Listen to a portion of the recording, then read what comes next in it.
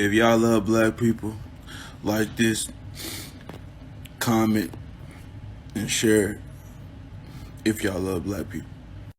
Hey my loves, it's your girl Miss Melody XX here, or hey y'all Saint T, or your girl Melody Toomer, depending on where you're watching me at. So my loves, I woke up this morning, I saw this video that's really stirred me. It was this 15-year-old, I believe, black trans woman being beat by this boy at school, and apparently the video was just circulating, and people were just laughing.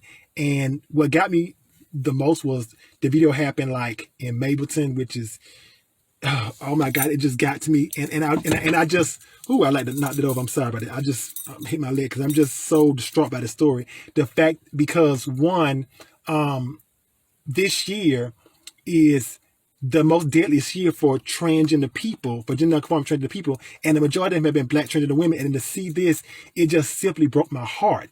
And eventually she was on IG Live with Shay, and she said it wasn't like 1, 2 guys to beat her up. She said it was like 4, because something about the guy said, he sent her messages and she was uncomfortable with it.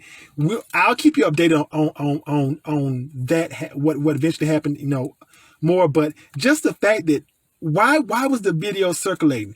And she also said that she began her journey at 10. She's no longer staying with her parents. She's staying with her older cousin, her legal guardian. And she just recently transferred to the school a month ago. I just am just in awe about this because of the fact that she shouldn't have had to go through this. And also, and I don't like to put racist stuff, but I gotta say this. All trans kids go through stuff. But had this been a young, white, trans girl, would there be more coverage? Would there be more media people talking about it? Would there have already been some consequences? But is it because of the fact she's a young black trans girl that we're not seeing enough media coverage? I just got to keep it real. This is the reason why I speak so much on black trans lives and protecting black trans women. And it pisses me off when people say, oh, what about this? What about that? I get that everybody's going on, but people are not talking about young trans black kids dying. People are not talking that much about young black gay kids being beat up. Black trans women like me are dying. This is the most deadly year. 45 known transgender vagina people have died this year. And the majority have been black transgender women and transgender women of color. And I get pissed off when people want to get mad at me and say, oh, you talk about transgender women. Yes, because those are my sisters and I don't want to be a hashtag just like they were. So I will always speak for my sisters. And if you have a problem with that, I am so sorry. To this sister and this daughter, I hope that you receive justice and protect black trans lives, protect black transgender women. Bye. Texas already did something like this, and a lot of sex workers lost their jobs overnight.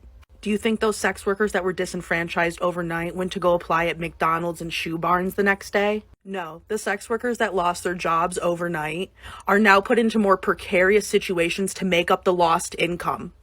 You put them into more riskier forms of sex work because you disenfranchise them financially. I know no one is listening to sex workers, but is anyone listening to sex workers? The ubiquity of the word daddy issues really says a lot about how low society's general expectations are for fathers. For a woman to have daddy issues is a cliche. It is a cliche in our society for women to be traumatized by their fathers.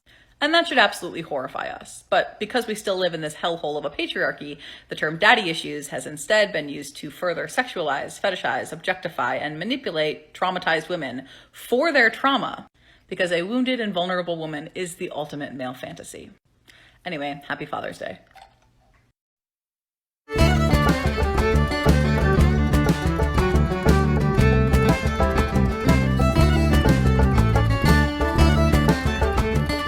It makes me really genuinely sad to see a young woman, especially one who's clearly embracing a lot of other important social issues, falling for this really reductive and harmful ideology surrounding women. But furthermore, if we're talking about violence in general in media, no, we do not need to address men specifically. Men make up the overwhelming majority of media executives, creators, and critics. Women don't have creative control over our trauma, and characters are usually stripped of autonomy. Quentin Tarantino, a white man building a career off the exploitation and brutalization of women, specifically women of color, doesn't get a pass because he also shows occasionally graphic violence against men. Please do not fall for this fucking whataboutism.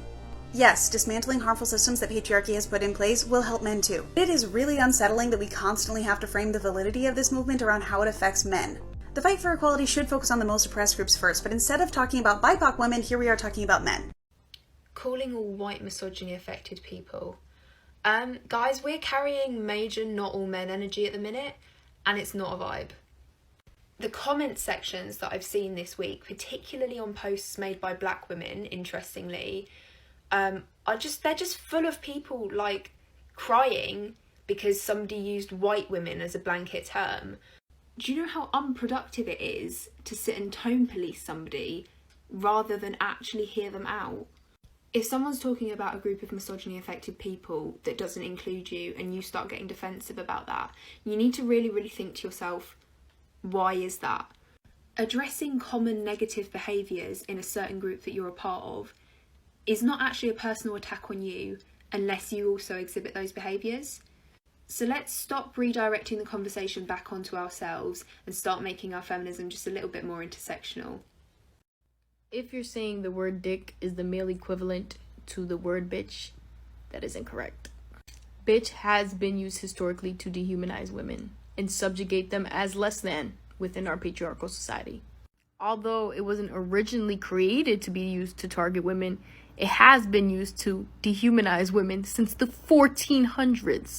1400s. You know, they used it to dehumanize black women, to enslave black women, to rape the black women that they enslaved, to justify all the atrocities being done to them. It was also used to attack women who were impoverished, labeling them as whores and sluts. And it was used to dehumanize the women that, you know, lived in brothels or were sex trafficked. It was used to attack women and to justify women not being able to vote. There was a ton of anti-suffrage propaganda in newspapers, posters, basically labeling women as bitches and justifying that bitches shouldn't be able to vote. There were literal books and whole articles using the word as a slur against women, which is why I said it's a gendered slur. Men aren't subjugated as less than for their gender. Men started calling each other dicks. Bitch originally meant female dog. Dick was a name. In the old generations, you know how many men were named Dick.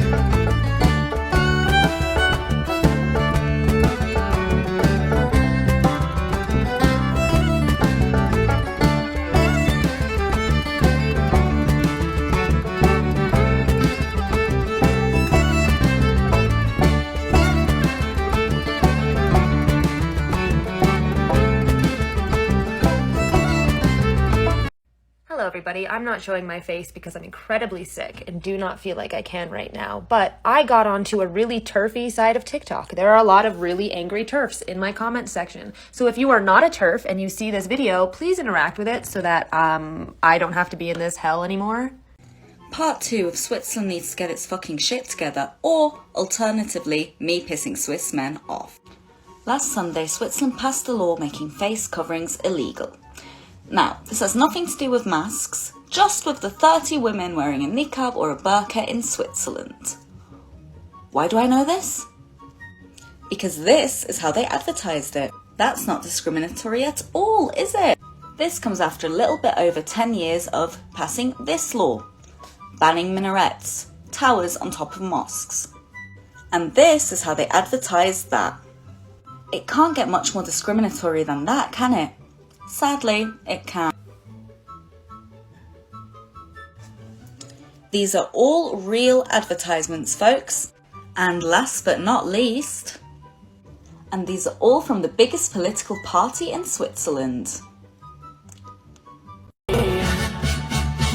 Bitch, bitch, bitch, bitch.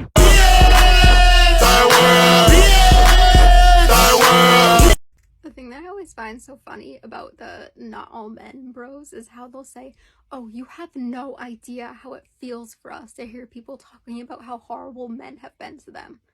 Like, really? You think I, as a white person, have not ever experienced people talking about my demographic as someone who's been horrible to them? And I've never heard people say, I hate white people, this is why white people are the worst, I don't trust white people.